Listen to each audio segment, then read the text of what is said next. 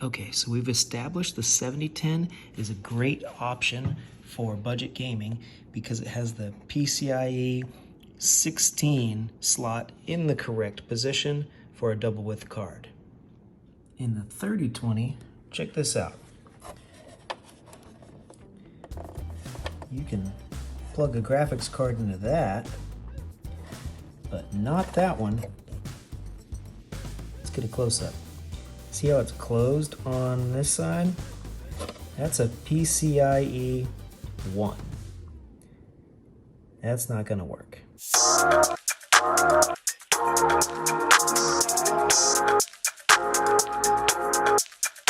It needs to be a 4 or higher. And this one here is so close to the power supply that we're gonna have to go with a single width card.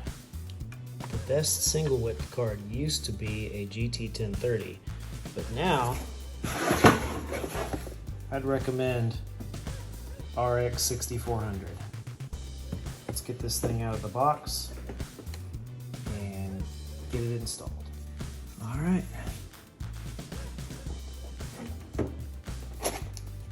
Inside the box, you'll find a great presentation. That's beautiful. You have the card right here. Of course, with the standard bracket instead of the low profile bracket, even though it's a low profile card, of course.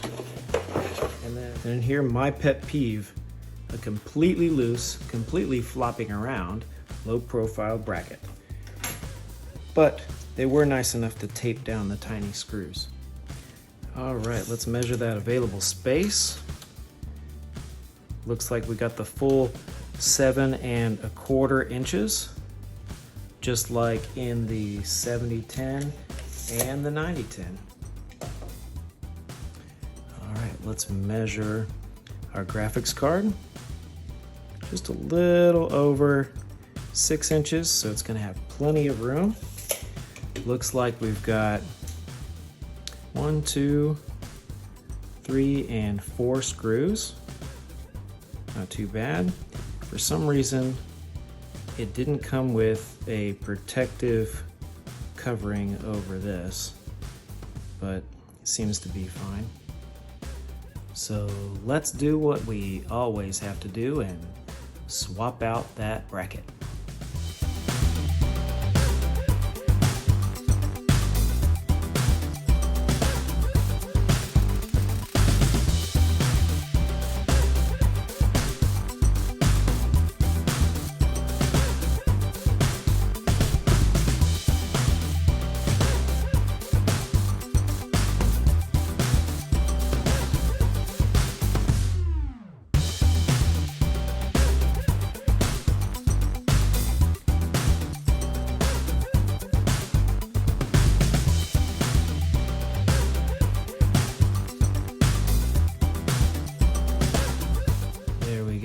Now we have the low profile bracket installed.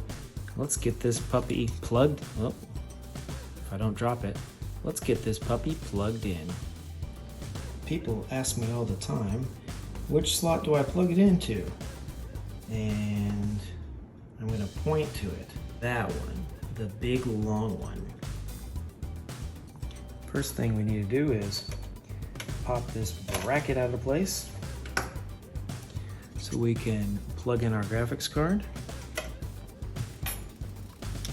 Then we seat it directly down into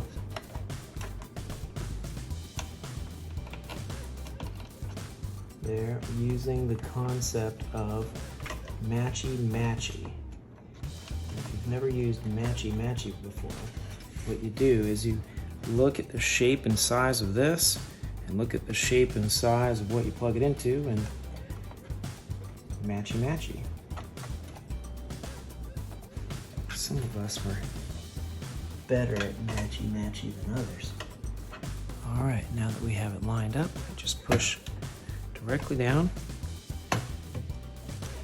and it clicks into place.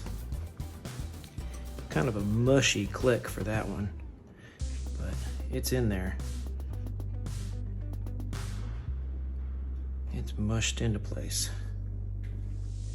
And lastly, we flip this thing closed, take the lid, it slides into place very gracefully, and screw the all-important screws into place so that your computer doesn't spontaneously fall apart. The 3020 comes with various USB 2.0, 3.0, Ethernet ports, something for audio, looks like microphone and speakers. To connect a monitor, your only choices were the VGA port, which is ancient, and display port, which is good, but most people use an HDMI port. Our graphics card has supplied us with another display port and an HDMI port.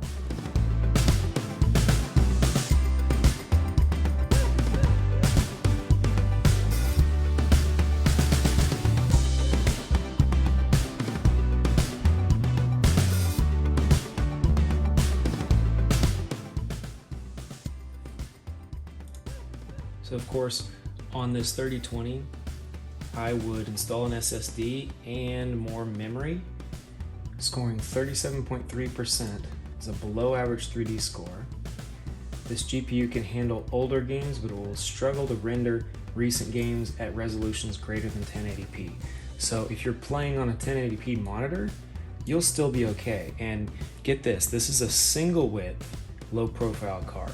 So any comparisons that we'll have out there, any comparisons that even this site is showing, it's comparing it to full-size cards.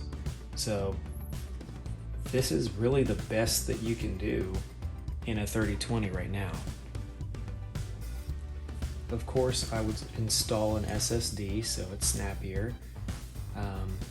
Memory, I would go much higher than 4 gigs. I'd go probably at least 8. 16 would be even better. 16 would probably be what I would go with here, just so that nothing is holding it back and it's pushing the graphics card to its maximum potential.